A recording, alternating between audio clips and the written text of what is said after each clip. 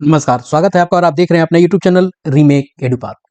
CRC और CRCC इससे शिक्षक भली-भांति परिचित होंगे। जी हाँ, जो शिक्षक पुराने हैं, वो इससे भली-भांति परिचित होंगे। 2014-2016 तक जो बहाल होंगे शिक्षक, वो इससे भली-भांति परिचित होंगे। उनको पता होगा कि पहले सीआरसी स्तर पे बैठक हुआ करती थी मासिक। लेकिन जो अब नए बहाल होकर आए हुए शिक्षक हैं, 2022 में टेट के माध्यम से आए हों, चाहे बीपीएससी से टीआरई के माध्यम से बहाल होके आए हैं, उनके लिए सीआरसीसी की बैठक नई बात है। जी हाँ, इस वीडियो के माध्यम से हम बात करने जा रहे हैं और आप तक वो इन्फॉर्मेशन पहुंचाने जा रहे हैं कि अब सीआरसीसी यानी संकुल पर आपको कोऑर्डिनेटर के माध्यम से सीआरसी स्तर की मासिक बैठक की जो पुरानी व्यवस्था थी वो फिर से शुरू होने जा रही है। लेकिन फिर से शुरू होने तो जा रही है, लेकिन नए रूप में शुरू होने जा रही है। तो इस वीडियो के माध्यम से हम जानेंगे कि अब क्या-क्या है, नया क्या-क्या है, क्योंकि नई शिक्षा नीति जो है राष्ट्रीय शिक्षा नीति एनईपी 2020 के अनुशंसाओं के आधार पे अब सीआरसीसी की बैठक होने जा रही है। उसके आलोक में ये बैठक होगी। तो इस वीडियो के माध्यम से हम जानेंगे।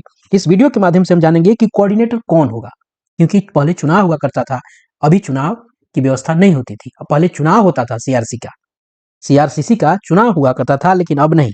बैठक का शेड्यूल तय हो गया है कि आपकी बैठक कब होगी। पहले होता था क्या कि सीआरसीसी जो थे वो चिट्ठी निकालते थे, लेकिन अब ऐसा नहीं है। पहले से ही आपकी बैठक के दिन तारीख को तय कर दिया गया है कि आपकी बैठक कब है। वो आपको हम बताने जा रहे हैं इस वीडियो के माध्यम से। आपका बैठक कब है ये जानेंगे। बैठक में और क्या क्या होगा, सीआरसीसी के काम क्या होंगे, क्या वो विद्यालय का अनुश्रवण भी करेंगे, निरीक्षण भी करेंगे, इन सारी बातों की जानकारी हम आपको इस वीडियो के माध्यम से देने जा रहे हैं। तो चलिए वीडियो को शुरू करते हैं और वीडियो को शुरू करने से पहले आपसे आग्रह करेंगे, वीडियो थोड़ा लंबा हो सकता है क्योंकि बहुत सारी बातों का उल्लेख और समावेश इसमें करना है। तो वीडियो शुरू करने से पहले आपसे आग्रह करेंगे, पहली बार चैनल पे हैं तो चैनल को सब्सक्राइब कीजिए, कंटेंट पसंद आता है तो लाइक शेयर जरूर करें।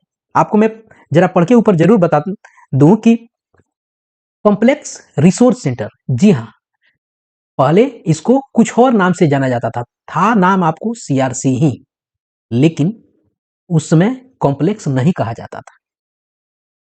पहले कॉम्प्लेक्स रिसोर्स सेंटर पे जो उसके कोऑर्डिनेटर होते थे उसको सीआरसीसी ही कहा जाता था, लेकिन अब उसको कॉम्प्लेक्स कहा जाने लगा। पहले कॉम्प्लेक्स नहीं कहा जाता था, पहले उसे संकुल कहा जाता था। क्लियर है? पहले जो नाम होता था इसका नाम होता था क्लस्टर रिसोर्स सेंटर और इसका सीआरसीसी का नाम होता था क्लस्टर रिसोर्स सेंटर कोऑर्डिनेटर। लेकिन अब क्लस्टर चूंकि हटा के कॉम्प्लेक्स उसको बनाया गया है आपको नई शिक्षा नीति 2020 के आलोक में। तो कहा क्या गया है कि सीआरसी पर शिक्षकों के मासिक बैठक के आयोजन एवं सीआरसीसी द्वारा विद्यालय भ्रमण से संबंधित मार्गदर्शिका। तो इस वीडियो के माध्यम से हम आपको इसी पर आपको इस वीडियो के थीम को रखेंगे और जानेंगे सारी बातों को। अगर यहाँ बता दें कि ये सीआरसीसी और सीआरसी की जो बात हो रही है इसका उद्देश्य आखिर क्या है, तो राष्ट्रीय नई शिक्षा नीति 2020 के अनुशंसाओं के अनुरूप बिहार सरकार ने संकुल संसाधन केंद्रों का पुनर्गठन किया। मैंने बताया कि संकुल यानी क्लस्टर को कॉम्प्लेक्स बनाया गया। इसके अनुसार प्रत्येक पंचायत के विद्यालयों के बीच शैक्षणिक सहायता प्रदान करने और सहयोग को बढ़ावा देने के लिए पंचायत स्तर पर कॉम्प्लेक्स संसाधन केंद्र यानी सीआरसी स्थापित किए गए हैं। पहले कुछ और मध्य विद्यालय हुआ करते थे, अब हाई स्कूल को बनाया गया है। आगे बात कही गई है। कॉम्प्लेक्स संसाधन केंद्र के अधिसूचना के तहत पंचायत स्थित सभी आंगनबाड़ी, जी हाँ, इसके अंतर्गत सभी आंगनबाड़ी भी आएंगे, प्राथमिक विद्यालय, मध्य विद्यालय, उच्च और उच्चतम विद्यालय संसाधन केंद्र के भाग होंगे। तो होगा कौन, पहले ये आपको बताते हैं। अब जो सीआरसी होगा वो कौन सा विद्यालय होगा, आपको थोड़ा अनुभव भी होगा और थोड़ा इसके लिए आप गेस कर भी सकते हैं। आगे देखते हैं। नवगठित कॉम्प्लेक्स संसाधन केंद्र का मुख्यालय पंचायत स्थित वरीयतम उच्चतम विद्यालय को बनाया गया है। यानी आपके पंचायत में जो +2 का जो वरीयतम यानी जो पुराना होगा वही होगा, वरीयत को यहाँ बनाया गया है। विद्यालय के प्रधानाध्यापक को कॉम्प्लेक्स संसाधन केंद्र का व्यवस्थापक बनाया गया है। इस जो कॉम्प्लेक्स सेंटर होगा, जो उच्चतम यानी +2 वाला जो विद्यालय होगा, उसके जो प्रधानाध्यापक होंगे वो उसके आपको क्या होंगे, व्यवस्थापक होंगे। ध्यान रखिएगा, व्यवस्थापक होंगे। और शिक्षा विभाग के द्वारा उपलब्ध कराई गई अधिसूचना के अनुसार कॉम्प्लेक्स संसाधन केंद्र के समन्वयक, अब देखिए यही समन्वयक हैं, कोऑर्डिनेटर, इनको ध्यान दीजिए। ये जो कॉम्प्लेक्स सेंटर है उसके हेडमास्टर जो हैं वो व्यवस्थापक होंगे और समन्वयक कौन होगा, आगे देखते हैं। पंचायत स्थित मध्य विद्यालयों के वरीयतम शिक्षक को बनाया गया है। कौन होगा कोऑर्डिनेटर? उस कॉम्प्लेक्स के अंतर्गत जो मध्य विद्यालय होगा और उस मध्य विद्यालय में सबसे जो सीनियर शिक्षक होगा वो समन्वयक होगा। इस प्रकार वर्तमान में राज्य के सभी 88 आपको 127 पंचायतों और 75 नगर पंचायतों में कॉम्प्लेक्स संसाधन केंद्र गठित है।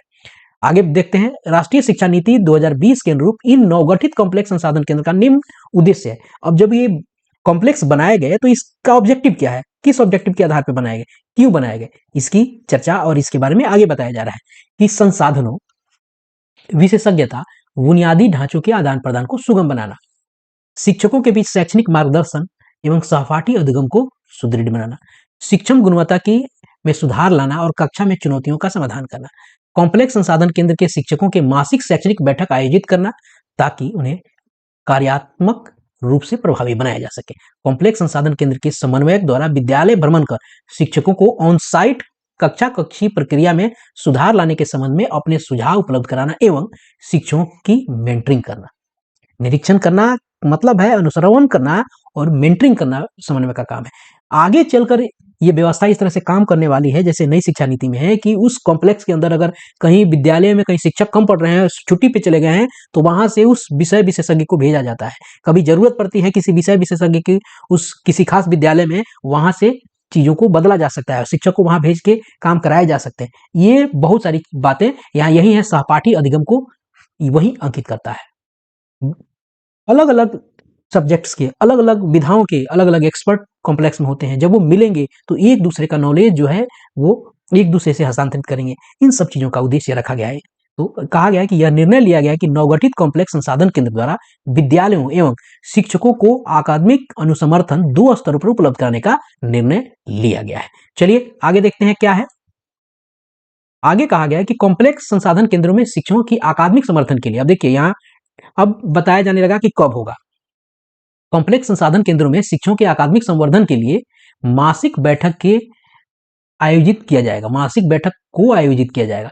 यह बैठक पंचायत के शिक्षकों को अलग अलग समूहों में प्रत्येक शनिवार को और मध्यांतर उपरांत अपराह्न 12 से 3 बजे के मध्य संलग्न रोस्टर के अनुसार आयोजित किया जाना है। अब ध्यान रखिएगा, टाइमिंग देखिए कब होना है, ये प्रत्येक शनिवार को होना है और कब होना है, मध्यांतर के उपरांत यानी 12 बजे से 3 बजे। ध्यान रखिए आपकी छुट्टी 4 बजे होती है तो 3 बजे और 4 बजे के बीच फिर आपको विद्यालय पहुंच जाना है और वहां से आपको आउट होना होगा।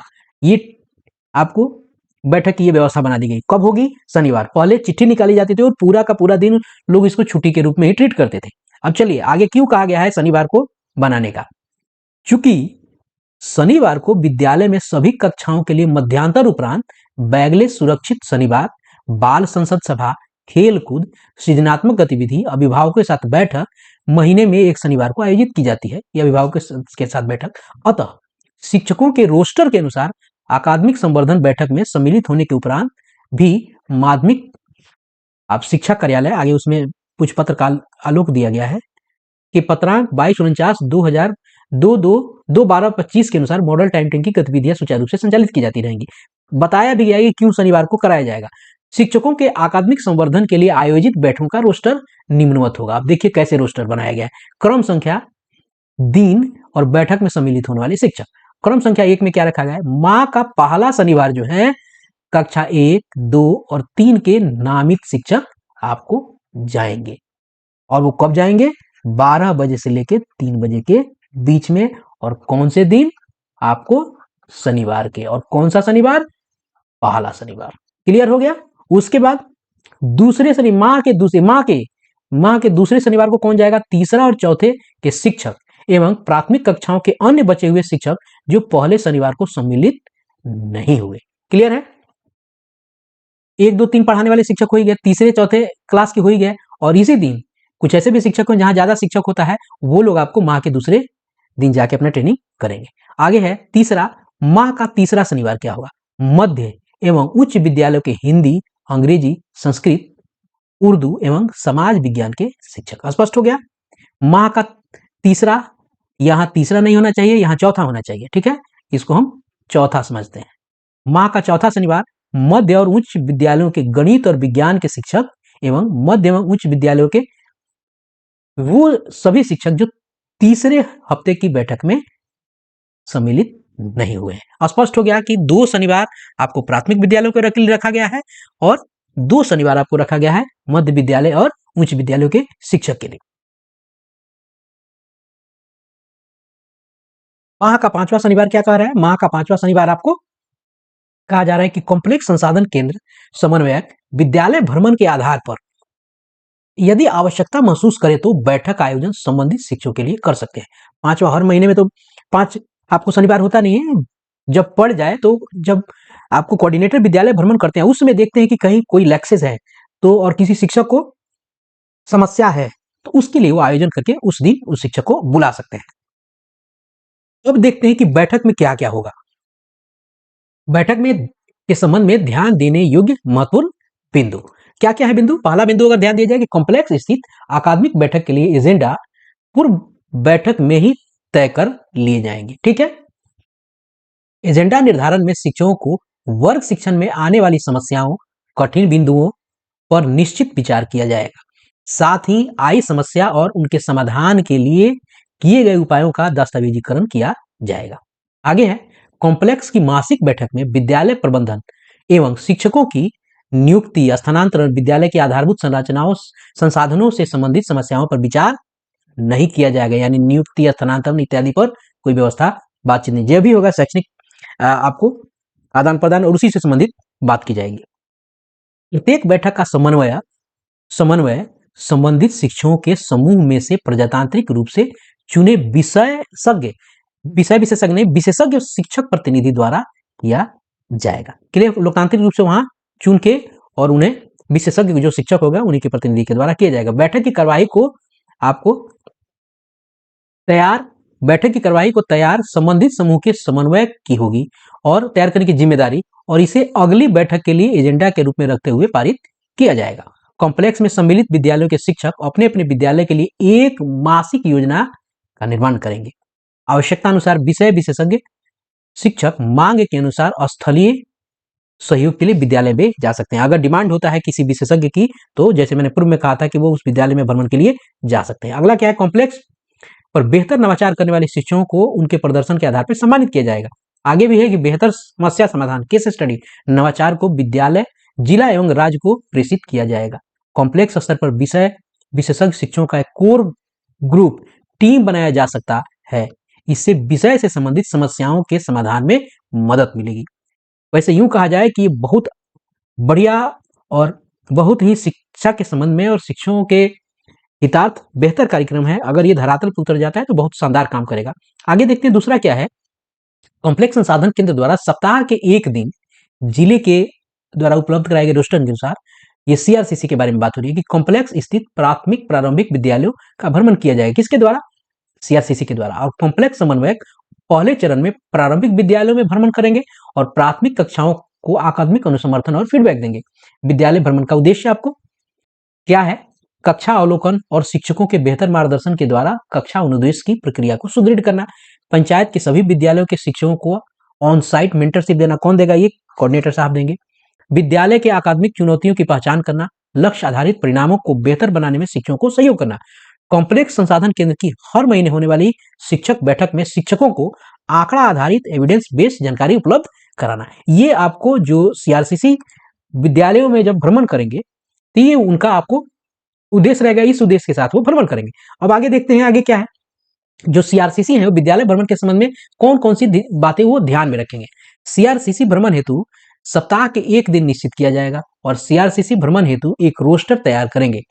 यह सुनिश्चित किया जाएगा कि प्रत्येक प्रारंभिक एवं प्राथमिक विद्यालय का भ्रमण माह में एक बार अवश्य हो जाए। भ्रमण रोस्टर को विद्यालयों के साथ अग्रिम साझा किया जाएगा, पहले ही बता दिया जाएगा। प्रत्येक भ्रमण में कम से कम 2 कक्षाओं का अवलोकन किया जाएगा, जिनमें से कक्षा 1 अथवा 2 अवश्य होंगे।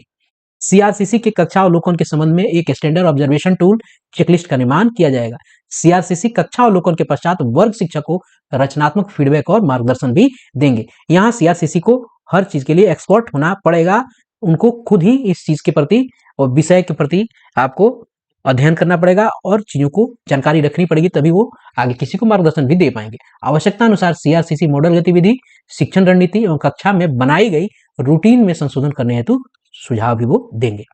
शिक्षक को पाठ योजना बनाने के संबंध में सुझाव देंगे तथा उपचारात्मक शिक्षक के संबंध में सहयोग करेंगे। स्पष्ट हो गया।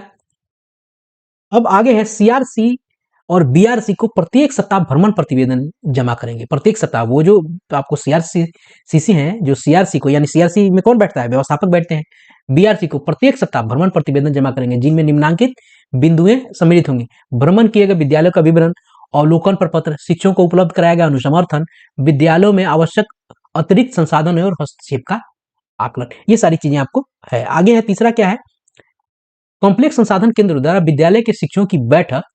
आपको संसाधन केंद्र समन्वयक द्वारा साप्ताहिक भ्रमण से निम्नांकित परिणाम आपको अपेक्षित है। क्या परिणाम अपेक्षित है? शिक्षकों के बीच अकादमिक संवाद और सहयोग को पुनर्स्थापन किया होगा। पंचायत स्तर पर शैक्षणिक सहयोग की संरचना को सुदृढ़ हो पाएगा, वो सुदृढ़ होगा। प्राथमिक कक्षाओं में कक्षा प्रक्रिया में सुधार होगा। बच्चों के सीखने के परिणाम में वृद्धि होगी। शिक्षक प्रशिक्षण एवं विद्यालय में अकादमिक योजना बनाने में विद्यालय अवलोकन से प्राप्त जानकारियों का समावेशन होगा। ये सीआरसी स्तर पे जो बैठक की बात हो रही है और सीआरसीसी का विद्यालयों को आपको अनुसरण की बात जो हो रही है, इस संबंध में इस वीडियो के माध्यम से अभी इतना ही। मिलते हैं जल्दी ही नए कंटेंट और नए इन्फॉर्मेशन के साथ। तो अपना ख्याल रखें। जय हिंद।